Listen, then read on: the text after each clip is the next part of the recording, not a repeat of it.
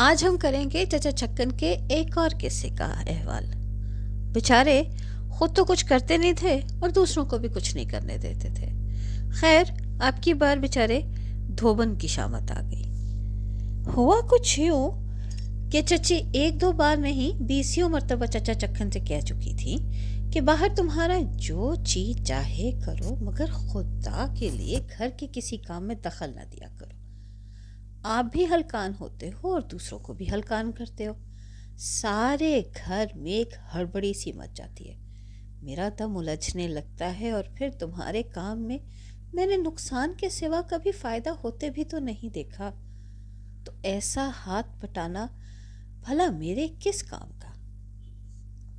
چچا اس قدر ناشناسی سے کھنچ جاتے، چڑھ کر کہتے بھی ہیں، بھلا صاحب کان ہوئے، پھر کبھی آپ کے کام میں دخل دیا تو جو چور کی سزا وہ ہماری سزا، لیکن دخل در معقولات کا انہیں کچھ ایسا لا علاج مرض ہے کہ جہاں کوئی موقع ملا پھر لنگوٹ کس تیار۔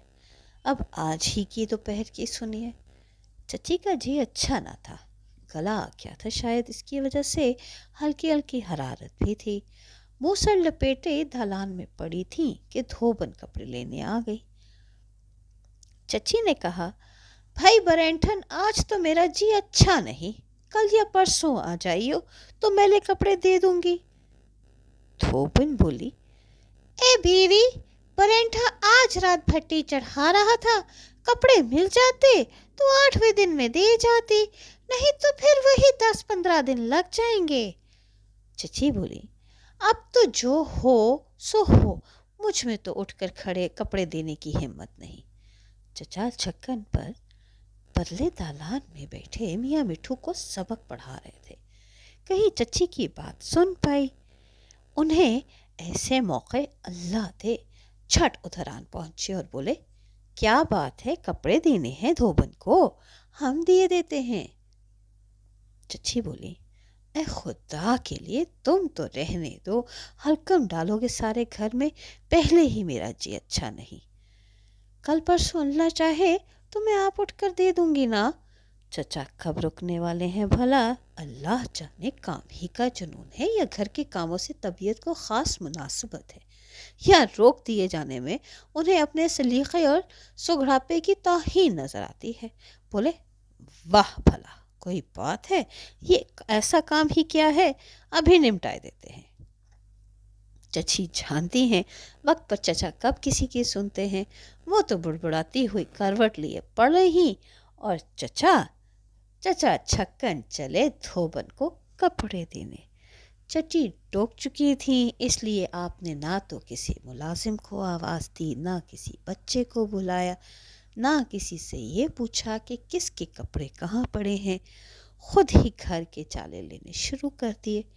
جو کپڑا نظر آیا خود ہی آنکھوں کے سامنے تان کر پرکھا یا نیچے پھیلا کر دیکھ لیا۔ کم بخت پتہ بھی نہیں چلتا کہ پہننے کا کپڑا ہے یا جھاڑن بن چکا ہے۔ چماروں کے بچے بھی اس سے اچھی طرح کپڑے پہنتے ہوں گے۔ بڑبڑائے جا رہے تھے چچا، کسی کپڑے کو چھوڑا، کسی کو بغل میں دبایا، کہیں جھک کر چارپائی کے نیچے جھانکا، کہیں ایڑیاں اٹھا کر الماری کے اوپر نظر ڈالی۔ معلوم ہوتا تھا آج چچا نے قسم کھا لی ہے کہ جو کام ہوگا آپ ہی کریں گے، لیکن آخر کب تک؟ چچا چھکن کے لیے تو اللہ میاں بہانے پیدا کر ہی دیتے ہیں۔ کپڑوں کی تلاش میں اسباب کی کوٹری میں گئے تھے۔ 5 منٹ بعد اندر سے آوازیں آنی شروع ہو گئیں، ارے آنا، او بندو، او امامی، اما ددو، ارے بھائی للو کدھر گئے سب، دوڑ کر آنا، ہاتھ پھنس گیا، اما ہاتھ پھنس گیا، ارے بھائی صندوق کے پیچھے ہاتھ پھنس گیا، اما ہمارا ہاتھ۔ اور کس کا ہوتا، یہاں کوٹری میں نہیں نکلتا، یہ کیا کرتے ہو، عقل ماری کا ہی ہے کیا، ہاتھ کیسے کھینچے گا، ارے بھائی صندوق سرکاؤ، لا حول ولا، اما زور لگاؤ، ایک صندوق نہیں سرکتا سب سے، مل کر، ہاں یوں، ہاں یوں۔ توبہ توبہ، دیکھتے ہو ہاتھ کو سارا چھل کر رہ گیا ہے۔ دیکھیں ان بدتمیزوں کے طریقے، میلے کپڑے رکھنے کو جگہیں کیا کیا انوکھی نکالی ہیں، صندوقوں کے پیچھے ٹھونسا کرتے ہیں میلے کپڑے، احمق کہیں کے۔ تم ہی کہو یہ جگہ ہیں کپڑے رکھنے کی، نامعقولوں کو اتنا خیال نہیں آتا آخر کہ یہ کھوٹیاں کس مرض کی دوا ہیں۔ لیجئے صاحب، حسب معمول سارا گھر چچا کے گرد جمع ہو گیا اور آپ نے شروع کر دیے سنانے اپنے احکامات۔ اب کھڑے میرا منہ کیا تک رہے ہو؟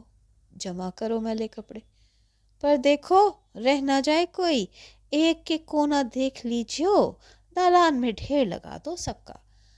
بندو، تو ہمارے کمرے میں سے کپڑے میلے لے آنا، 2-3 جوڑے تو چارپائی کے نیچے حفاظت سے لپٹے رکھے ہیں، وہ لیتا آئیو۔ اور سننا، وہ چھٹن یا بنوں کا ایک کرتا بانس پر لپٹا ہوا کونے میں رکھا ہے، پرسوں کمرے کے جالے اتارے تھے نا ہم نے، وہ بھی کھولتا لائیو۔ اور دیکھ، ابے سن، اے لو، ہوا کے گھوڑے پہ سوار ہے یہ کمبخت، پوری بات ایک مرتبہ نہیں سن لیتا۔ سننا، ایک بنیان ہماری انگیٹھی میں رکھا ہے، بوٹ پہنچے تھے نا ہم نے اس سے، وہ بھی لیتا آنا۔ جا، بھاگ جا۔ امامی، تو بچوں کے کپڑے جمع کرتے، ہر کونے اور طاق کو دیکھ لیجیو، وہ بدماش کپڑے رکھنے کو نئی سے نئی جگہ تلاش کرتے رہتے ہیں۔ نوکر روانہ ہوئے تو بچوں کی باری آ گئی۔ کہاں گئے یہ سب کے سب؟ او چھٹن، ارے او چھٹن، لیجئے ملاحظہ فرمائیے آپ کی صورت۔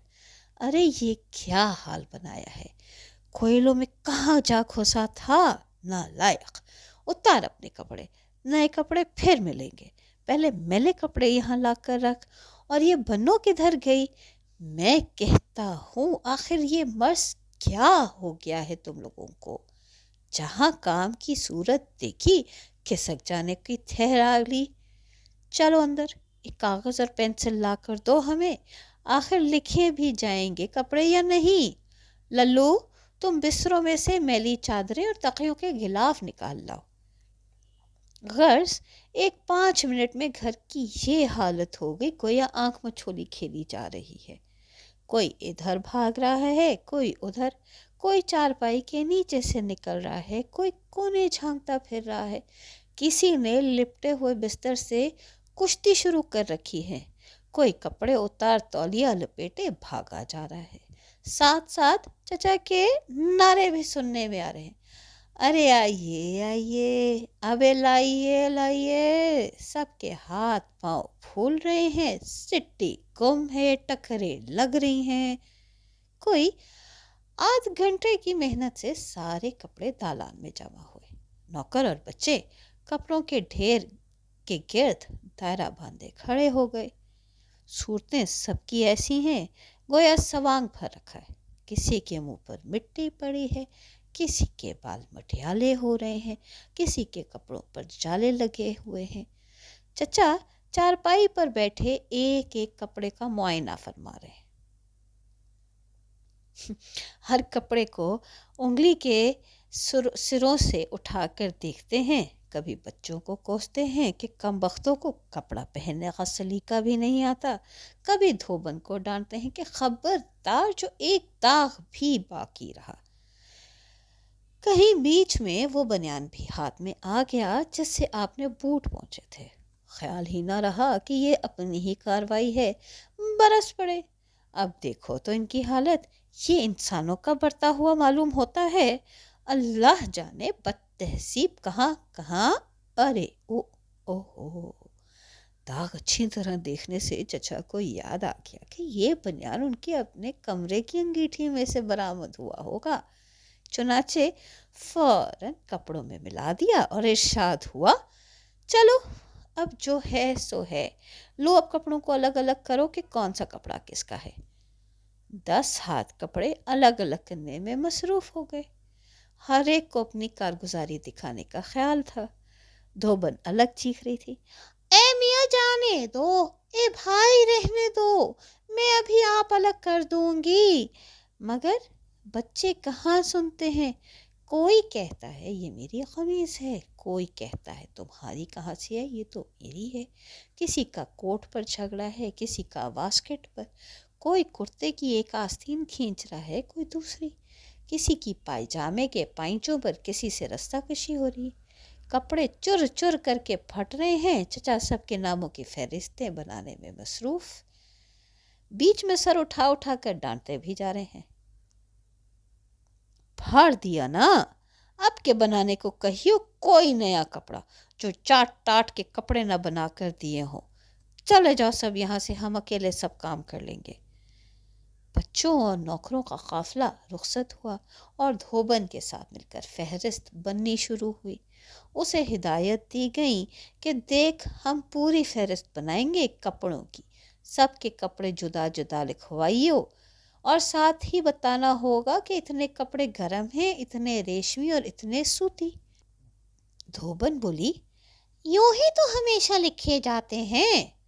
چچا کو اپنی اس قابل قدر اور محترم بالشان تجویز کی داد نہ ملی تو آپ دھوبن سے چڑھ گئے۔ پگلی کہیں کی، ہر روز تو گھر میں ہلڑ مچا رہتا ہے کہ اس کی قمیض بدل گئی، اس کا پاجامہ نہیں ملتا، کوئی کہتی ہے اور کہتی ہے یوں ہی لکھے جاتے ہیں کپڑے، یوں کسی کو لکھنا آتا تو یہ روز کی جھک جھک کیوں ہوا کرتی۔ دھوبن چپکی ہو رہی، کپڑے گننے شروع کر دیے، پر اب پہلے ہی کپڑے پر نہیں بحث چھڑ گئی۔ دھوبن کہے کہ قمیض چھٹن کی ہے، چچا مصر ہیں کہ نہیں بنوں کی ہے۔ دھوبن کہتی ہے، میں کیا پہلی بار کپڑے لے جا رہی ہوں، اتنی بھی پہچان نہیں مجھ کو۔ چچا کہتے ہیں، احمق کہیں کی، کپڑا بازار سے لاتے ہیں ہم، سلواتے ہیں ہم، روز بچے کو پہنے ہوئے دیکھتے ہیں ہم، اور پہچان تجھے ہوگی۔ شہادت کے لیے بندو کو بلوایا گیا۔ چچا نے اس سے پوچھا، یا قمیض بنوں کی ہی ہے نا؟ بندو کی کیا مجال کہ میاں کی تردید کرے، ڈرتا ڈرتا بولا، معلوم تو نہیں کہ شاید انہی کی ہو سکتی ہے، پر وہ آپ ٹھیک ٹھیک بتائیں گے۔ بنوں کی طلب ہو گئی، بنوں کو بلوایا گیا۔ وہ آتے ہی بولی، واہ، یہ پھٹی پرانی قمیض میری کیوں ہوتی، چھٹن ہی کی ہوگی۔ دھوبن کو چچا کے مزاج کی کیفیت کا کیا معلوم، کہہ بیٹھی، میں نہ کہتی تھی۔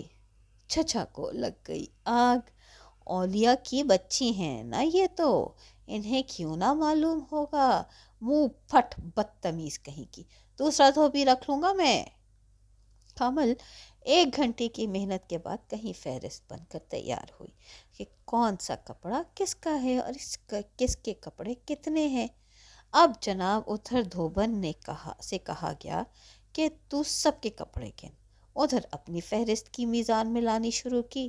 دھوبن گنتی ہے تو 59 عدد بنتے ہیں، چچا اپنی میزان میں لاتے ہیں تو 61 کپڑے بنتے ہیں۔ دھوبن بار بار کہتی ہے، میاں ٹھیک طرح جوڑو، 59 ہی ہیں، پر چچا ہیں کہ بگڑے جا رہے ہیں، تیرا جوڑنا ٹھیک اور ہمارا جوڑنا غلط ہو گیا، جاہل کہیں کی، اٹھ کر دیکھ، نیچے دبائی بیٹھی ہوگی۔ دھوبن غریب ہر طرف دیکھتی رہی، بار بار کپڑے گنتی ہے، وہی 59 نکلتے ہیں۔ چچا کی نظروں کے سامنے بھی ایک بار گن دیے، 59 ہی نکلے۔ آخر نئے سرے سے تمام کپڑوں کا مقابلہ کیا گیا۔ کوئی گھنٹہ بھر کی تحقیق کے بعد معلوم ہوا کہ دھوبن نے بتائے تھے 2 جوڑی موزے اور چچا میاں نے لکھے تھے 4۔ دھوبن انہیں 2 عدد گنتی تھی اور چچا 4 عدد۔ اس پر پھر بیچاری دھوبن کے لتے لیے گئے تھے۔ جوڑی کیا معنی، 4 نہیں تھے موزے، یوں تو 4 رومالوں کو بھی 2 جوڑی لکھوا دے تو یہ ہمارا قصور ہوگا، لے کر اتنا وقت مفت میں ضائع کر دیا۔ ساری عمر کپڑے دھوتے گزر گئی اور ابھی تک کپڑے گننے کا سلیقہ نہیں آیا۔ 12 بجے دھوبن آئی تھی، 4 بجے رخصت ہوئی۔ چچا چھکن فراغت پانے کے بعد فہرست چچی کو دینے آئے، بولے، نمٹا دیا ہم نے دھوبن کو۔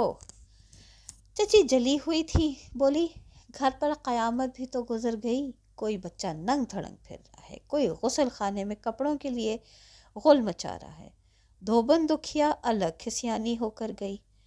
आधा दिन बर्बाद करके किस मजे से कहते हैं कि निपटा दिया हमने धोबन को। चचा चढ़ गए। तुम्हें कभी फूटे मुंह से दांत के दो लफ्ज कहने की तौफीक ना हुई। चचा रूठ कर चारपाई पे पड़ रहे। चची ने पूछा, पजामों में से आजारबंद भी निकाल लिए थे? चचा की आंखें कुछ खुली मगर जवाब न दिया। बड़े मुनासिब वक्त पर रूठ गए थे। इतने में फहरिस्त देखकर चची बोली, और ये मेरी रेशमी कमीज कौन सी, वो हल्के फिरोजी रंग की? आए गजब खुदा का, मैं तो वो इस्त्री करने को अलग रखी थी, कमबख्त 2 कौड़ी की कर लाएगी। और उसमें से मेरे सोने के बटन भी उतार लिए थे ना कि नहीं? अब तो चचा की त्योरी चढ़ी हुई थी। सोने के बटनों का सुना तो हड़बड़ा कर उठ बैठे। बटन सोने के? तुम्हारे? तुम्हें मेरी कसम। हाय हाय, वो तो नहीं उतारे हमने। जूती पहनते हुए चचा बाहर भागे। अरे भाई चली गई धोबन, ओ बंदू चली गई धोबन, अरे मामी किधर गई धोबन, अरे दौड़ियो, अरे भाई जाना पकड़ना, ले गए, लेकर आओ। मुंह क्या तकते हो, सोने के बटन ले गई।